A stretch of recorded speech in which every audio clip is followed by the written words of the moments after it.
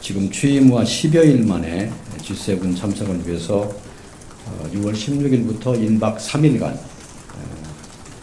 첫 해외 방문길에 오르십니다. 캐나다가 우리를 초청을 했기 때문에 이제 시작이 된 건데요.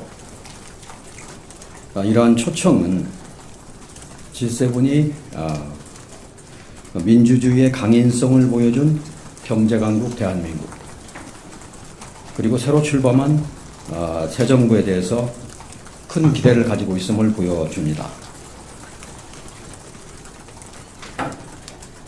기본적으로 이재명 정부는 이번 G7 참석을 계기로 글로벌 번영에 기여하는 의교를 다하면서 한 G7 파트너십 강화를 추진해 갈 겁니다. 조금 세부적으로 말씀을 드려보겠습니다. 이 대통령께서 첫 외교 일정으로 G7 정상회의에 참석하는 것은 여러 가지 의의를 갖는데 한 4가지 정도로 정리를 해볼 수 있습니다. 하나는 지난번에 계엄 위기로 한국의 민주주의가 위기에 처했습니다.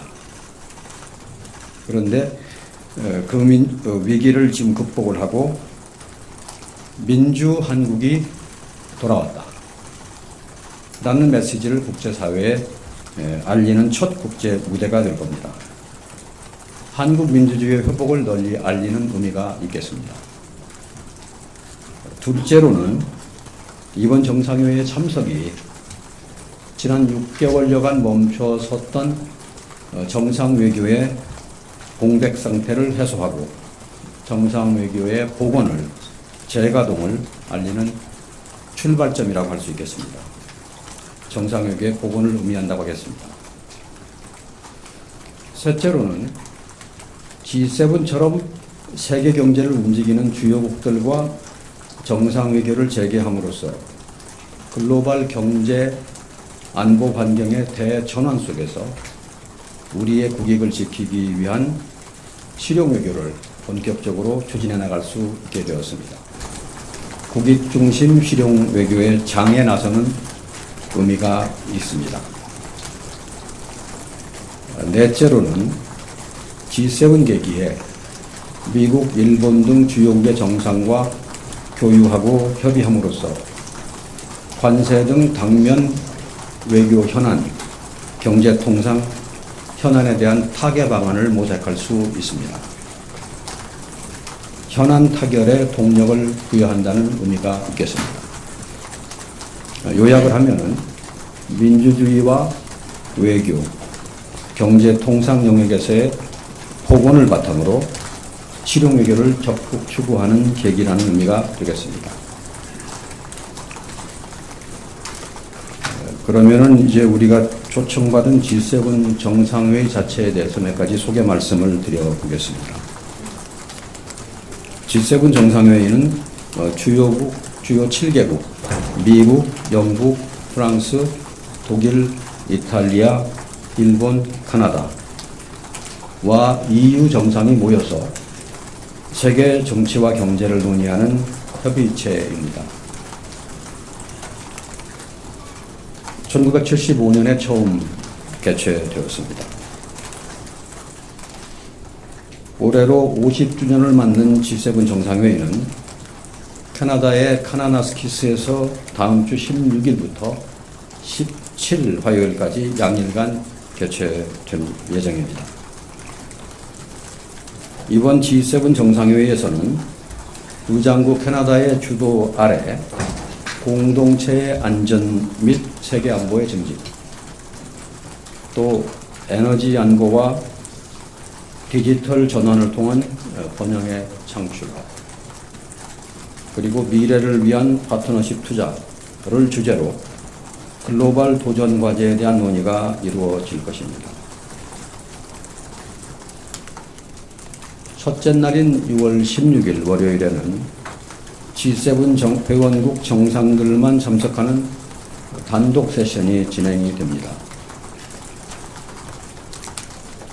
둘째 날인 6월 17일 화요일에는 G7과 우리나라를 포함한 초청국들도 참석하는 확대 세션이 열립니다. 다음으로는 주요 일정에 대해서 말씀을 드리겠습니다. 이재명 대통령 내외부는 6월 16일 월요일입니다. 출국을 하시고 당일 오후에 캐나다의 캘거리에 도착을 하십니다. 이재명 대통령님은 도착 후에 첫 일정으로 이번 정상회의에 초청받은 주요국 정상들과 양자회담을 가질 예정입니다. G7이 아닌 여타 초청국들을 대상으로 합니다.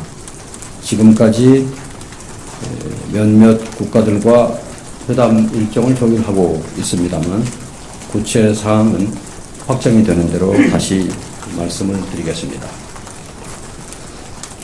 참고로 이번 G7 정상회의에는 우리나라 외에도 수개국과 또 수개의 국제기구, 유엔을 포함하여가 초청을 받았습니다. 양자회담 일정에 이어서 대통령님 내외분께서는 6월 16일 저녁 캐나다가 주최하는 공식 일정에 참석하실 예정입니다. 다음 날인 6월 17일 화요일 오전에 대통령께서는 캘거리에서 약 100km 떨어져 있는 카나나스키스로 이동을 하십니다. 그래서 G7 정상회의 일정에 참여하시게 됩니다. 초청국 공식 환영식을 시작으로 G7 및 초청국 정상들과 기념 촬영에 이어서 확대 세션에 참석하실 예정입니다. 우리 정상이 참여하는 G7 정상회의 확대 세션은 에너지 안보를 주제로 업무 오찬을 겸해서 진행이 됩니다.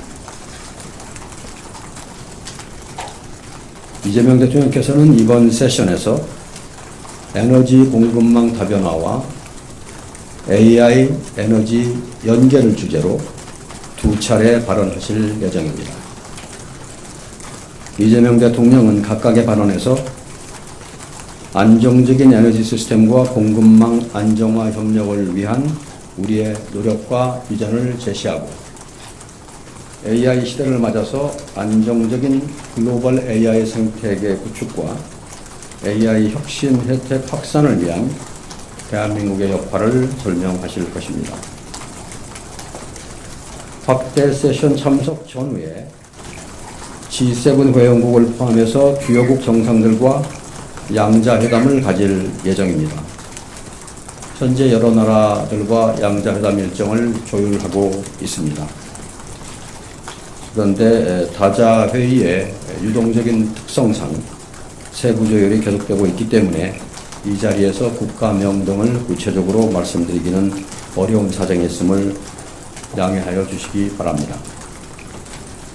6월 17일 오후에 대통령님께서는 카나나스키스에서 일정을 마치고 다시 캘거리로 이동을 해서 귀국을 하게 됩니다. 서울에 도착하면 6월 18일 늦은 밤이 될 것입니다. 그러면 이번 G7 정상회담 참석의 기대 성과에 대해서 말씀을 드리겠습니다. 이번 회의는 세계 경제를 선도하는 주요국 정상들이 모이는 회의라는 점에서 국익 중심 실용 외교의 첫걸음을 내디딜 수 있는 좋은 기회가 될 것입니다. 무엇보다도 대통령님 취임 후에 10여일 만에 주요국 정상들과의 대면을 통해서 조기에 신뢰관계를 구축할 기회를 갖게 된다는 점에서 매우 시의적절하다고 할 수 있습니다. 세계 경제 대국 정상들과의 교류는 우리 경제가 어려운 상황에서 우리의 기업 활동은 물론 민생 회복과 경제 살리기에 기여할 것으로 기대가 됩니다.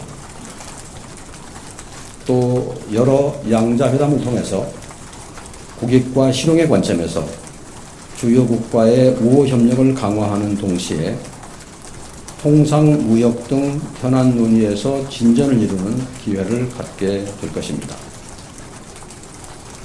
마지막으로 G7 정상회담 참석을 통해서 에너지 공급망과 AI 등 글로벌 현안 논의에 적극 참여함으로써 명실상부한 G7 플러스 국가로서의 대한민국의 위상을, 국제적인 위상을 공고히 하는 효과가 있을 것으로 기대가 됩니다. 제가 모두에 드리는 말씀은 여기서 마치고 여러분 질문이 있으시면 답변을 드리겠습니다.